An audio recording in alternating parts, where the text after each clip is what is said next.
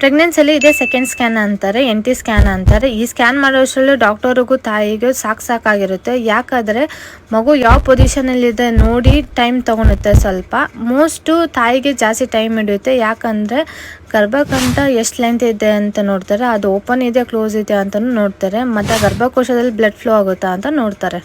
ಮಗು ಏನು ನೋಡ್ತಾರೆ ಅಂದರೆ ಮಾಸು ಚೀಲ ಎಲ್ಲಿದೆ ಅಂತ, ಮತ್ತು ಸುತ್ತಮುತ್ತ ನೀರು ನಾರ್ಮಲ್ ಇದೆ ಅಂತ ನೋಡ್ತೀವಿ. ಕಂಡೀಷನ್ ಹೊಕ್ಕಳು ಬಳಿ ಹೇಗಿದೆ ಅಂತ ನೋಡ್ತೀವಿ. ಮಗುದ ಹಾರ್ಟ್ ರೇಟು ನೋಡ್ತೀವಿ. CRL ಅಂದರೆ ಲೆಂತ್ ಅದು ನೋಡ್ತೀವಿ. ಆ್ಯಂಡ್ ಫೀಟಲ್ ಅನಾಟೊಮಿ ಬೇಬಿ ಅಂದರೆ ಮಗು ಅಂಗಗಳು ಡೆವಲಪ್ಮೆಂಟ್ ಆಗಿದೆ ಅಂತಲೂ ನೋಡ್ತೀವಿ. ಮತ್ತು ಫರ್ದರ್ ಹ್ಯಾಂಡಿಕ್ಯಾಫ್ಟ್ ಆಗ್ಬೋದಾ ಮಗು ಅಂತ ಚಾನ್ಸಸ್ಸು ಇದರಲ್ಲಿ ನೋಡ್ಬೋದು ನಾವು. ಇದಕ್ಕೆ ಅನಿಪ್ಲೋಡಿ ಮಾರ್ಕರ್ಸ್ ಅಂತ ಇದು 4 ಟೈಪ್ಸ್ ಇದೆ.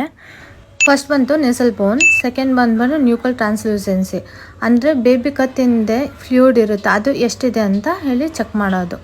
ಥರ್ಡ್ ಬಂದ್ಬಿಟ್ಟು ಡಕ್ಟಸ್ ವಿನೋಸಸ್ ಅಂದರೆ ಬೇಬಿಗೆ ಹೋಗೋ ಫ್ಲಡ್ ನಾರ್ಮಲ್ ಇದೆ. ಫೋರ್ತ್ ಬಂದು ಟ್ರೈಕಸ್ಪಿಡ್ ರಿಗಾರ್ಡಿರೇಷನ್ ಅಂದರೆ ಮಗು ಹಾರ್ಟಲ್ಲಿ ಏನೇನು ಪ್ರಾಬ್ಲಮ್ ಇದೆಯಾ ಅಂತ ನೋಡ್ತೀವಿ. ಈ ಸ್ಕ್ಯಾನ್ ಬಂದ್ಬಿಟ್ಟು 11 to 13 ವೀಕ್ಸಲ್ಲಿ ಮಾಡ್ತೀವಿ. ಪ್ರೆಗ್ನೆನ್ಸಿಯಲ್ಲಿ ಫಸ್ಟ್ ಸ್ಕ್ಯಾನ್ ಯಾವ್ದು ಮಾಡಬೇಕು ಅಂತ ನಾನು ಆಲ್ರೆಡಿ ಹೇಳಿದ್ದೀನಿ. ಇನ್ನು ಫರ್ದರ್ ಯಾವ ಸ್ಕ್ಯಾನ್ ಮಾಡಬೇಕು ಅಂತ ನೆಕ್ಸ್ಟ್ ವೀಡಿಯೋದಲ್ಲಿ ನಾನು ಹೇಳ್ತೀನಿ.